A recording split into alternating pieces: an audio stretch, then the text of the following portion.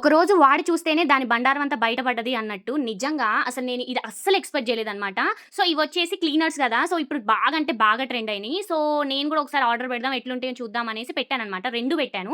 So, ఇట్లా water ఉన్నప్పుడు మనం క్లాతులు వాడాలంటే స్మెల్ ఒస్తాయి అనేసి మనకు కొంచెం టెక్ ఎక్కువ గదా! కొంచెం డిఫరెంట్‌గా యూనిక్‌గా ఉండాలనేసి మంచి మంచియి చూసాననమాట.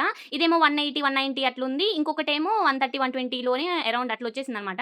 సో, దానికైతే స్పాంజ్ గూడా ఇచ్చిర్రు. మంచిగా క్లీన్ చేసుకోవడానికైతే చాలా అంటే చాలా బావుంది. అబ్బా! చూడగానే అసలు ఎంత బావుందో మీకు గూడా మంచి రివ్యూ ఇద్దాం అనుకున్నాను. సో, ఒకసారి మరి టేస్ట్ చేయాలి గదా! సో, ఇట్లా టేస్ట్ చేశాను. మరీ అంత పోవట్లేదు గానీ క్లీన్ అయితుంది. ఓకే. బెటర్ అనిపిచ్చింది. వాటర్ గూడా స్క్వీజ్ అవుతున్నాయి. సో, నేనేం చేశానంటే స్క్వీజ్ చేశాక మరి ఆరబెట్టుకోవాలి గదా! మంచిగా కడుక్కోవచ్చు గూడా నీట్‌గా. సో, కడుక్కున్న తర్వాత మంచిగా ఆరబెడదామనేసి ఎండకు పెట్టాననమాట. మళ్ళీ నెక్స్ట్ డే వాడదామని చూసేసరికి గట్టిగా అయిపోయింది ఆ స్పాంజ్ అంతా గూడా. ఎంత గట్టిగా అయిందంటే కొట్టినా గూడా అసలు కదలట్లేదు. ఎంత మెత్తగున్న స్పాంజు ఇంత మంచిగా క్లీన్ అయింది. ఎందుకు గట్టిగా అయిందో నాకైతే నిజంగా అర్థం గాలేదు. అంటే ఇప్పుడు ఈ ప్రొడక్ట్ బావుంటది. నాకు నచ్చిద్ది. సో, మీకు గూడా రివ్యూ ఇచ్చేస్తాను. సో, బావుందని ఇంకో డే ఆగకుండా నేను అలాగే రివ్యూ ఇచ్చేసుంటే అసలు ఎంత పెద్ద ఘోరం జరిపోయేది అనిపించిందనమాట. నా రివ్యూ చూసే వాళ్ళకి, నా ఫాలోవర్స్‌కి నేను అన్యాయం చేసినట్టే అనిపించింది. అబ్బా! నిజంగా ఈ ప్రొడక్ట్ అస్సలు కొనుక్కోకండి. చూడ్డానికే బావుంది. తర్వాత అస్సలకే బాలే.